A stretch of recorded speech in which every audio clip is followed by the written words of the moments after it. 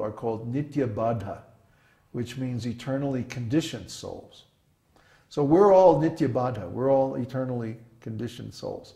And so the Nitya Siddha living souls are in the spiritual world with Krishna directly, whereas the ones who are in the material world, they require the presence of the super soul. Okay? So the original super soul is Mahavishnu, Karanadakshay Vishnu. But then, when the particular living entities, the aggregate of all the living entities in any particular universe, their super soul is Garbhadakshay Vishnu, because he is their rest of everything. And when Lord Brahma is asleep during his night, they all merge into Garbhadakshay Vishnu, as described in Srimad Bhagavatam. So, does that answer your question? No? Okay. What's not answered?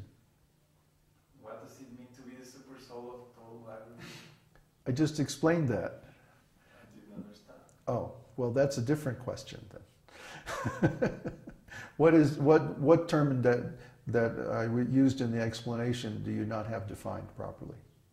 Well, let me put an example. For example, this our body. We are in this body and we have super soul. In this body, but inside every cell, there's super soul also. Okay. So could it be said that our super soul is the super soul of total aggregate or something like that? No, you're speculating. I don't understand. What does aggregate mean? I don't know. Ah, that's the problem. Get the dictionary. Okay. What does aggregate mean?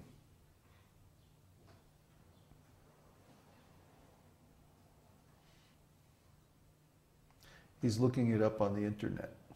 It's a whole formed by combining several elements. Ah, a whole formed by combining several elements. So, if we say that Garbhadakshay Vishnu is the super soul of the aggregate of the living entities, what does that mean? Like the example I did? The aggregate of the living entities means all the living entities in the universe combined. And one super soul for all of them. Yeah. There's one super soul, but he manifests in each and every body. Just like if you have the sun can be reflected in any number of lakes or pots or other bodies of water. Same sun, one sun. But his presence is reflected in all these different places. So in the same way, the super soul is one, yet he's reflected in every body of every living entity. Okay? It's not that the super soul is divided up into pieces. But he expands by his energy. That's like a reflection instead of a splitting or expansion. Well, that's what expansion means. Expansion means that he emanates his energy into every body, every living body, as Hrishikesh, the master of the senses. Yeah, it's inconceivable. Don't worry. No, but it's much clearer. Okay. So then the next one is Vishvakarma. Vishvakarma means seated within the hearts of Brahma and the other demigods, he gives them the ability to create and maintain the universe. So Vishvakarma is also the name of a specific demigod who is the architect of the demigods.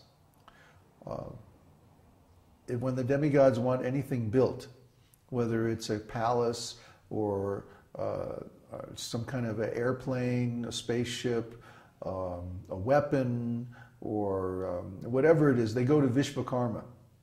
Vishvakarma is empowered by the Lord. He has divine intelligence, how to build any kind of anything. So he's called the architect of the demigods. But he is not the original Vishvakarma. The original Vishvakarma is the Lord himself.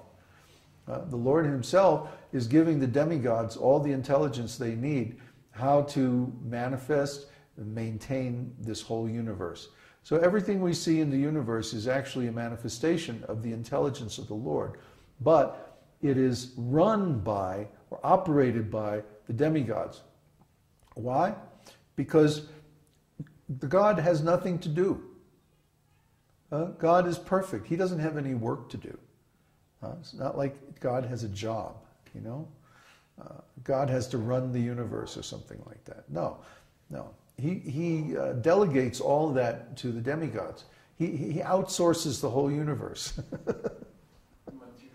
Yeah, the material universe. He is not personally responsible for everything that goes on in this universe. Rather, he assigns that responsibility to his servants, the demigods, and also the living entities who create different activities and have karma. So he's very intelligent. See, God just, he just enjoys. He doesn't have anything to do. See, so he's always on vacation. He's always lounging and relaxing and being served by Lakshmi and like that. That's the Lord. So the next name is Manu. Manu. We talked about how Brahma's day is divided into 14 manvantaras.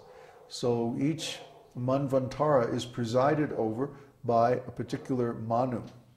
Different individuals attain the post of Manu, and then they basically preside over the affairs of the living entities in the universe during that time. Manu is like, the Vedas describe him as the original human being. So all the human beings, there's 44,000 different species of human beings, from Lord Brahma all the way down to the monkeys. Okay? And all of those human beings are basically inspired and controlled by and are descendants of Manu. So Manu is the chief human being, and he's responsible for all the human beings in the universe.